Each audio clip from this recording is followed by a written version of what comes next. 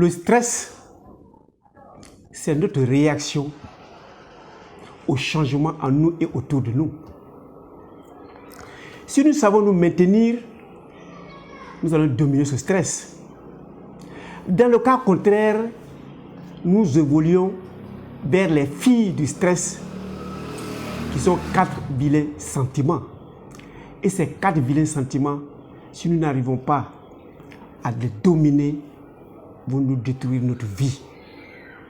Alors, que devons-nous faire pour dominer ces 4 vilains sentiments? C'est ce que nous verrons aujourd'hui.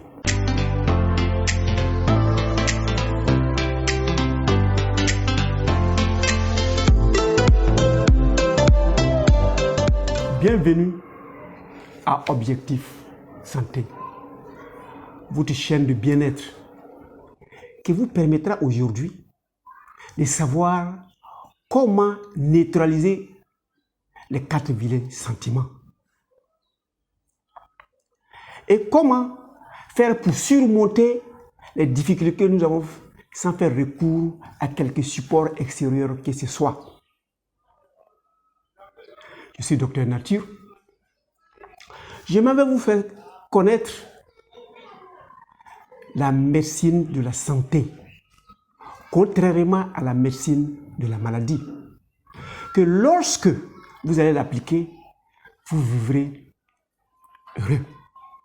Et pour ceux que ça intéressera, les former, faire d'eux d'excellents enseignants de cette santé afin de faire profiter leur environnement immédiat. Nous avons aussi des alicaments que lorsque vous allez utiliser, vous vivrez excellemment bien. Alors, que devons-nous faire pour dominer ces 4 vilains sentiments?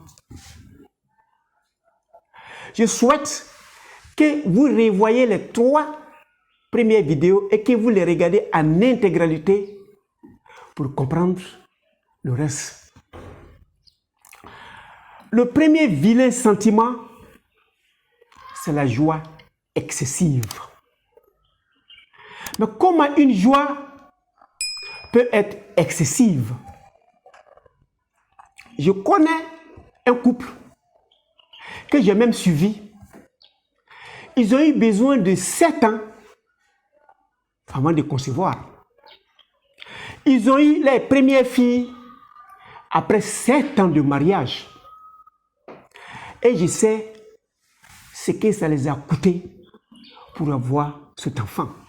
Surtout la dame, qu'on traitait de tout. Et quand ils ont eu cet enfant, elle était tellement heureuse qu'elle allait au-delà de la norme. Elle n'a pas pu garder raison. Et elle nous invite tous au baptême de l'enfant. Évidemment, très heureux, nous tous, nous y étions. Mais elle était tellement heureuse qu'elle exhibait son enfant comme un trophée.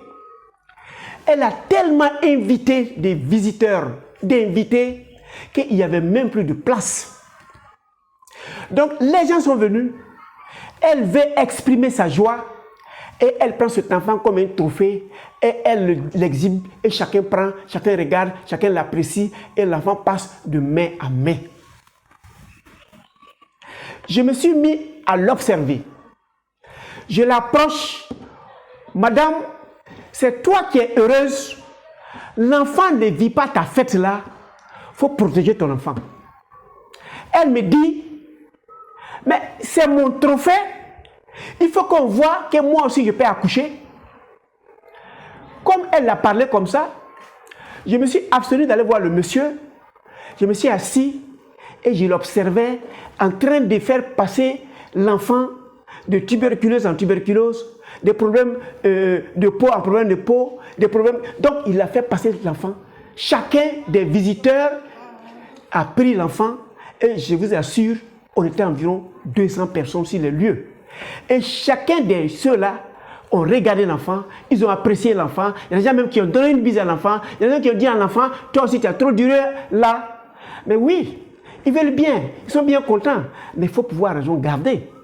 Donc l'enfant a chopé une pneumonie là-bas. Dans la soirée, l'enfant a fait une fièvre. Après la fête, ceux qui sont venus transmettre la maladie, les maladies à son nouveau-né, qui n'a pas eu le temps de se trouver des gardiens, surtout les microbes pour la protéger, l'enfant est infecté de ces maladies. Donc l'enfant a commencé à faire une pneumonie. Vers 21h, le monsieur m'appelle, le bébé est en train de chauffer. Je savais que le pire venait de se réaliser. Je lui ai dit, bon, comme c'est une pneumonie et que l'enfant a des problèmes pour respirer, c'est une dyspnée respiratoire, envoyez l'enfant en pédiatrie. Demain matin, je vais voir le pédiatre et on va voir ce qu'il faut faire et puis je vais vous informer. La joie venait de passer à la catastrophe. Le matin, je m'en vais, ce nouveau-né a un tuyau qui aboutissait au barboteur pour faire respirer, donc l'oxygène. On avait gavé l'enfant, désormais on va nourrir l'enfant par ce tuyau. Et on a dit, même la mère même ne doit plus voir l'enfant. Il faut laisser, quand on aura besoin de toi, on va te faire venir. Donc la maman est quelque part, les filles de salle vont extraire le lait, ils mettent dans le biberon, on met dans un bain-marie pour réchauffer et puis on donne l'enfant. Elle-même, dans sa joie, elle n'a plus accès à son enfant. Et l'enfant est resté là-bas pendant 1 mois. Puis l'enfant est décédé. La joie excessive de cette mère a tué cet enfant. Si tu ne sais pas contenir ta joie excessive, ta joie devient catastrophe pour toi. On voit souvent, il y a des gens qui se marient. Le mari est content. La mariée est contente. Il monte dans des véhicules. Il commence à faire tous les zigzags possibles avec le véhicule. Vous n'êtes pas les mariés. Souvent même le marié et la mariée sont arrivés chez eux. Ils sont en train de faire la lune de miel. Pendant que toi, tu es plus content que le marié, tu vas aller percuter quelque chose. Tu vas faire un accident. Tu vas mourir.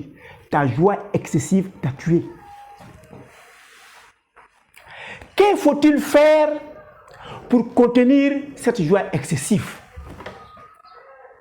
La joie excessive est liée à l'élément terre, dans la matière. Donc c'est la matière qui nous permet de contenir notre joie excessive. À chaque instant, que ce couple que je connais, quand ils veulent faire une fête, elle aime faire les choses au superlatif. Je dis à son mari, allons visiter le cimetière. Un enfant que la joie excessive a tué est au cimetière. Donc si vous êtes trop content et que vous croyez que vous êtes un super homme, visitez un cimetière. Votre père y est. Votre père y est. Vos mères sont là-bas. Vos cousins sont là-bas. Vos oncles sont là-bas. Vos grands-pères sont là-bas. Quand tu verras que mon grand-père que j'aimais bien, aujourd'hui, il est dans cette tombe avec toute la richesse qu'il a laissée. La richesse n'a pas pu l'empêcher de mourir. Ses diplômes n'ont pas empêché de mourir. Moi, là, il faut que je fasse de la mesure. Il ne faut pas que je sois trop content et que je prenne mon véhicule, que je vais aller rentrer en bas d'un grumier et ma joie excessive va me tuer. Voilà quelqu'un qui sert d'exemple. Voilà un enfant qui est né, la joie excessive l'a tué. Donc le nouveau-né, j'ai envoyé le père là-bas. Si tu fais comme tu as fait la première fois, le nouveau-né là va trouver ton enfant ici. Vous êtes content, vous êtes père, mère, d'accord. Mais ça ne vous donne pas le droit d'appeler le monde entier pour venir exhiber ce niveau-là là comme un trophée. Donc le cimetière qui est de la matière, qui est élémentaire, va t'amener à contenir tes ardeurs. Il y a un autre élément qui permet à l'individu de savoir, attention, il faut faire de la mesure, il faut aller avec parcimonie, c'est l'hôpital. Si vous allez dans un hôpital et que vous voyez l'état de votre camarade, avec qui vous avez joué au ballon, avec qui vous avez fait l'examen, avec qui vous avez reçu, il est là, on lui a mis des tuyaux partout, il est en train de lutter avec la mort, vous allez savoir qu'un jour, tu peux te retrouver ici. Donc, il faut faire les choses avec beaucoup de parcimonie. Les éléments extérieurs vous permettent d'avoir la joie, de contenir la joie excessive. Surtout, vous partez dans les crèches. Vous partez dans des lieux où les enfants sont abandonnés. Si vous regardez cela, ça va vous amener à avoir de la mesure. Donc, un des éléments pour lutter contre la joie excessive, c'est de regarder l'autre qui n'est pas toi, qui n'a pas eu la même chose que toi, mais il est comme toi, et puis tu peux te trouver à sa place un moment de la vie. Donc, de peur que cela arrive, il faut aller avec la mesure. La colère. La colère s'exprime par l'élément feu. Tu es fâché, tu casses tout dans le salon de ton mari parce que tu l'as vu dehors avec une autre. Tu es fâché, vous êtes parti faire l'élection, on dit que non, ton adversaire a gagné, tu n'es pas content, tu te vas prendre des armes et tu commences à tuer tes frères et sœurs même qui devaient même te voter ou même qui t'ont voté. Tu es fâché, on a donné le résultat de l'examen, ton camarade de classe a eu, toi tu n'as pas eu, tu te fâches, tu t'en vas prendre quelque chose, tu bois et tu te tues. Pourquoi? Pour lutter contre la colère, qui est un élément feu, c'est de dégager le trop-plein qu'on a en nous. Mais comment dégager le trop-plein qu'on a en nous? Mais le Maracanã de dimanche, quand vous allez au Maracanã que vous jouez, ça va vous dégager le trop-plein et à partir de vos pores, pendant que les sueurs sortent, le trop-plein d'énergie qui n'arrive pas à contenir, qui va t'appeler à faire du mal, va partir. Allez jouer du basket. Faites des jogging. Faites des crosses. Faites du sport. Tout genre de sport qui va vous mener à transpirer. Vous pouvez aller dans les gymnases, dans les trucs où on fait la musculature, mais arrangez-vous au moins une fois dans la semaine à transpirer. Pendant que vous transpirez, vous faites dissiper le trop-plein de cette énergie, de cette colère à partir des sueurs. Et en échangeant, en faisant autre chose, ça va atténuer votre colère. La peur. Comment dissiper la peur? Le peureux, généralement, c'est celui-là qui a peur de tout et il a tout perdu. Il voit le mal en tout, il se méfie de tout et généralement, il ne fait que fuir. Il ne fait que courir, il ne fait que se méfier. La peur s'exprime par le mental. Comment faire pour discipliner ton mental et de chasser les mauvaises pensées? Si vous êtes religieux, vous partez vous confier dans le Dieu de votre croyance. Vous êtes chrétien, vous partez à l'église, vous faites vos prières, vous faites vos chapelets. Vous êtes musulman, vous allez à la mosquée, vous faites vos prières, vous faites vos chapelets, vous lisez votre Coran. Vous êtes un juif, vous allez aux synagogues, vous faites vos prières. Pendant que vous êtes en train de faire vos chapelets, vous chassez les mauvaises pensées qui vous amènent à voir le mal partout et même entendre les sons qui n'existent pas, à voir des silhouettes qui n'existent pas. Donc quand vous allez aller vous confier au Dieu de votre croyance, si vous êtes un spirituel, vous allez voir votre cosmos, vous rentrez en vous, vous faites votre méditation, vous faites votre mantra.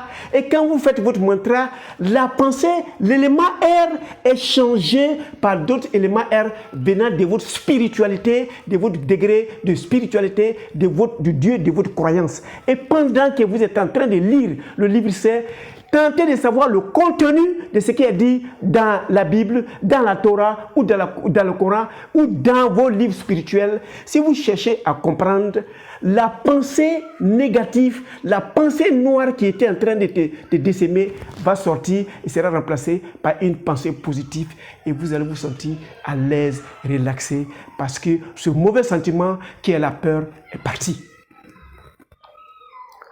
Le quatrième mauvais sentiment, c'est la tristesse. Celui qui est triste, il a perdu quelque chose. Il a peut-être échoué à l'examen. Il a peut-être perdu sa femme. Il a peut-être perdu son emploi. Il a peut-être perdu de l'argent. Donc, l'isolation, la perte de quelque chose, fait que l'individu croit qu'il n'y a plus d'espoir. On dit l'espoir fait vivre. Lui n'a plus d'espoir. Il rentre à l'eux. Il est dans son petit coin. Il ne veut pas qu'on le dérange. Il n'a plus confiance en quelqu'un. Il s'assoit, il pleure, il coule de larmes. Donc, il sort de l'eau. Et cette eau, maintenant, sort à partir des yeux. Pour ne pas que tu avances à d'autres supports extérieurs qui vont te détruire, tu vas faire de la natation. La natation, c'est quoi? La terre-mère, c'est le ventre de la terre-mère. Donc nous nageons dans le ventre de notre maman, terre, tel que nous étions dans le ventre de notre maman pendant les 9 mois. Nous avons nagé. Et nous sommes soulagés. Quand vous vous mettez à nager, vous êtes soulagés. Et la tristesse se dissipe. Ou bien, pour ceux qui ont des robinets à la maison, tu allumes le robinet, tu te déshabilles, tu laisses des filets d'eau tomber sur ta tête. Progressivement, sans forcer, jusqu'à ce que tu sois mouillé. Cette eau va venir remplacer les eaux de tristesse que tu coulais, va venir les faire partir. Et cette eau pleine d'énergie va venir les remplacer et la tristesse va s'en aller. Et tu vas mieux te porter. Ou bien, tu t'en vas dans des débats où des gens qui ont vécu la même chose que toi sont en train d'expliquer comment ils ont fait pour surmonter les difficultés. Je demande pour ceux qui ne l'ont pas encore fait de cliquer sur s'abonner et sur la cloche afin que nous soyons ensemble pour un long moment. Et je serai heureux que vous cliquez sur j'ai aimé et surtout vos commentaires, quelle que soit la petitesse de mots que vous utiliserez, me rendra heureux. Merci. Félicitations, oui, tout ça me rendra heureux. Alors, en attendant que nous nous voyons pour la 5e et dernière vidéo, où nous allons en un seul exercice équilibrer les 4 vilains sentiments, retenez que l'objectif de Docteur Nature, c'est votre santé. Et nous nous voyons pour la 4e et dernière vidéo. Portez-vous bien.